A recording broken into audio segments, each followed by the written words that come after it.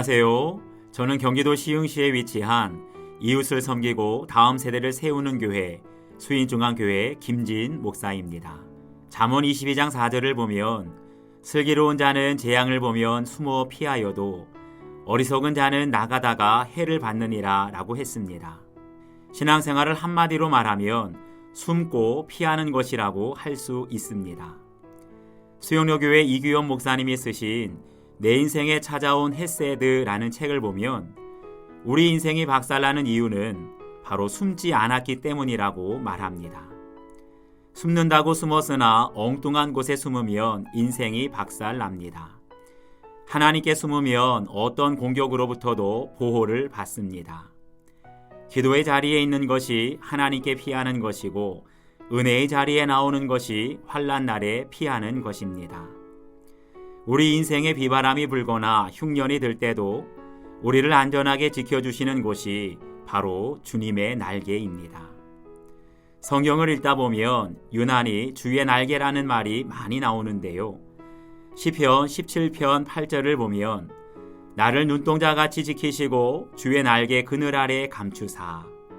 시편 57편 1절을 보면 내 영혼이 주께로 피하되 주의 날개 그늘 아래에서 이 재앙들이 지나기까지 피하리이다. 이 세상이 아무리 힘들어도 주의 날개 아래 피하면 내 영혼은 안전합니다. 아브라함이 자기 고향과 친척과 아버지의 집을 떠나 낯선 땅으로 나아간 것처럼 룻도 자기 부모와 고국을 떠나 알지도 못하는 시어머니의 민족에게로 갔습니다.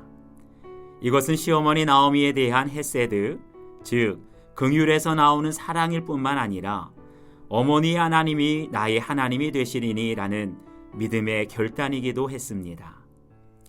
이렇게 부모에게 효도하고 믿음으로 결단하는 행동에 대해서 하나님은 반드시 보상해 주십니다. 이것이 바로 하나님의 보상법입니다. 하나님의 보상은 받은 만큼만 찔끔 주는 보상이 아니라 후히 되어 누르고 흔들어 넘치도록 부어주시는 은혜의 보상입니다. 룻이 시어머니 나오미를 사랑으로 대하니 보아스가 룻에게 분에 넘치는 배려로 갚아줍니다. 보아스가 룻을 축복하기를 이스라엘의 하나님 여호와께서 그의 날개 아래 보호를 받으러 온 내게 온전한 상 주시기를 원하노라. 진정 놀라운 축복 기도가 아니겠습니까? 여기에서 하나님의 날개는 안전과 평안의 장소이자 새 힘을 얻는 장소, 더 나아가 소망의 장소이기도 합니다.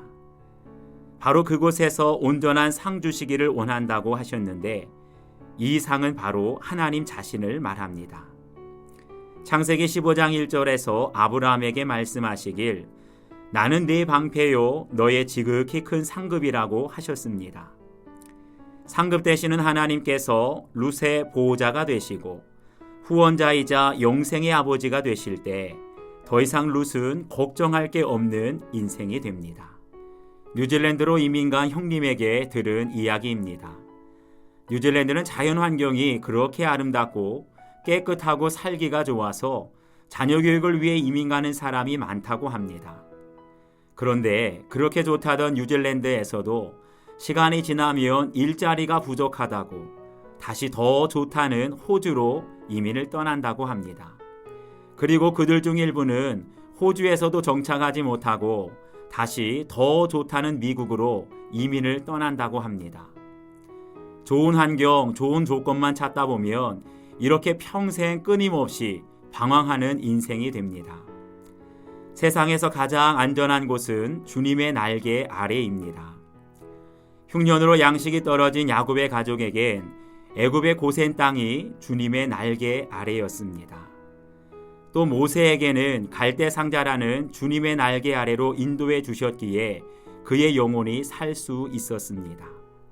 찬송가 419장을 보면 주 날개 밑 내가 평안히 쉬네 밤 깊고 비바람 불어쳐도 아버지께서 날 지켜주시니 거기서 편안히 쉬리로다. 세상은 점점 상상도 못했던 바이러스, 경기 침체, 실업과 질병으로 비바람이 거세지지만 하나님의 날개 아래로 피하면 어떤 위험으로부터도 안전하게 보호해 주십니다. 혹시 여러분 인생의 흉년을 만나셨습니까? 그렇다면 여러분의 인생의 흉년에서 여러분을 지켜주신 하나님의 은혜의 날개는 무엇인지 생각해 보시기 바랍니다.